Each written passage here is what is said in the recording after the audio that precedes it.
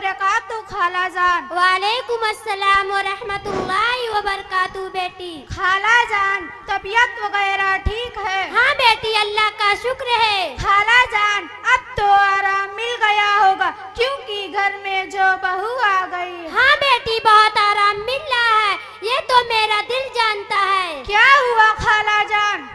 क्या बताऊं बेटी, जब से ये मेरे घर में आई है तब से मेरा जीना हराम कर दी है। हर वक्त अपने कमरे में घुसी रहती है, कोई चीज मंगाती हूँ तो आनाकानी करती है। बस बेटी मैं बहुत आनाकानी करती है। बस बेटी मैं बहुत परेशान हूँ अपने बेटे और बहू की तरफ। अस्सलाम वालेकुम व रहमतुल्लाहि व बरकातुहू भाभी जान। वालेकुम अस्सलाम व रहमतुल्लाहि व बरकातुहू फरहीन। और फरहीन कैसी हो तुम? अल्लाह का शुक्र है भाभी जान। भाभी जान आप भी ठीक हैं? हाँ फरहीन, अल्लाह का शुक्र है। भाभी जान आपके चेहरे पर खुशी नजर नहीं आ रही। फरहीन, चेहरे पर कैसे खुशी आएगी जब जिंदगी में सुकून ही नहीं है। क्या हुआ भाभी जान, क्या आपकी तबीयत ठीक नहीं? तबीयत तो ठीक है फरहीन, लेकिन घरेलू टेंशन ने बीमार कर दिया है। सोचा था कि शादी के बाद अपनी माँ को छोड़ दूंगी तो मुझे सास की शक्ल में माँ और नंद की शक्ल में सहेली मिलेगी, लेकिन मेरी सास के रवैये ने मुझे उलझन में डाल दिया है। जब देखो तब डांटती रहती है, जरा सी गलती हो जाती है तो मेरे पर पहाड़ टूट पड़ता है। मेरी इस घर में इतनी भी इज्जत नहीं है कि मैं अपनी मर्जी से कोई एक काम भी कर लूं। मेरी नंदे जो है वो मेरे बारे में मेरे शौहर से उल्टी सीधी बातें लगाती हैं, जिससे मेरे शौहर मेरे से नाराज हो जाते हैं। क्या करूं फरहीन, कुछ समझ में नहीं आ रहा है। सब्र करो भाभी जान, अल्लाह सब ठीक करेगा। मेरी माओ और बहनों, अभी आप लोगों ने सास की परेशानियों को सुना और बहू की भी परेशानियों को सुना। सास बहू की बातों को सुनकर ऐसा लग रहा है कि दोनों हक पर हैं, दोनों एक दूसरे की सताई हुई हैं। बात कुछ समझ में नहीं आई। दरअसल मसला ये है कि सास ये चाहती है कि बहू मेरी नौकर बनकर रहे, और सास जब अपने बेटे को देखती है कि ये अपनी बीवी से ज्यादा मोहब्बत कर रहा है तो सास को बहुत तकलीफ होती है। उसको डर रहता है कि कहीं मेरे बेटे को अपने कब्जे में ना कर ले, जिसकी वजह से वो अपने बहू की बुराई अपने बेटे से करने लगती है ताकि उस बढ़ती मोहब्बत को कम कर सके। सास और बहू की लड़ाई की एक वजह यह भी है कि सास ये समझती है कि बेटा जो कमाई कर रहा है वो सारी की सारी मुझे दे, और बहू ये समझती है कि शौहर की कमाई मैं लूं। बाज़ औरतें अपनी बहुओं पर इतना जुल्म करती हैं कि उनको कैद करके रखती हैं।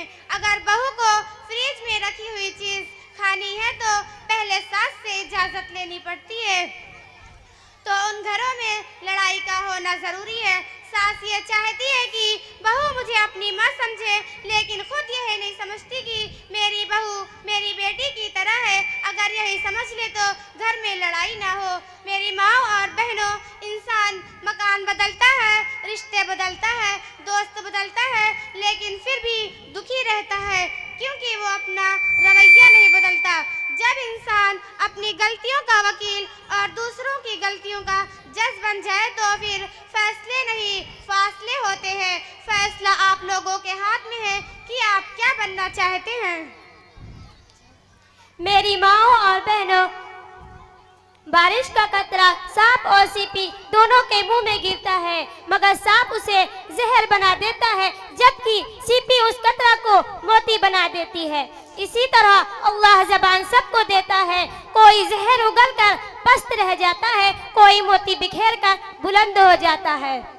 और जो बहुएं होती हैं वो अपनी सास को अपना दुश्मन समझती हैं, जबकि बहू को ये सोचना चाहिए कि अगर मेरी सास मेरी दुश्मन होती तो वो मुझे अपने घर में लाती ही क्यों।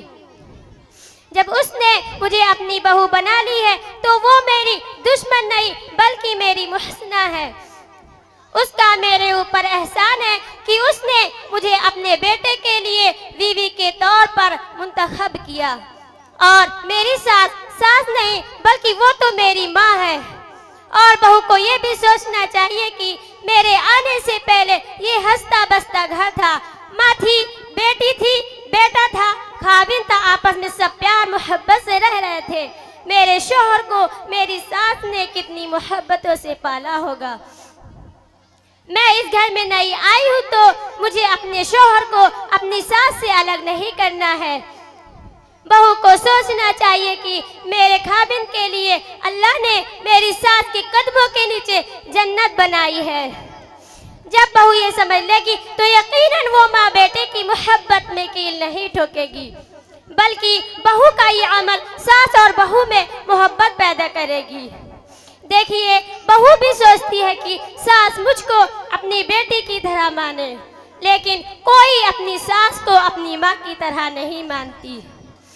अगर सास अपनी बेटी को अपनी बहू की तरह माने और बहू अपनी सास को अपनी माँ की तरह माने तो कोई झगड़ा ही नहीं है।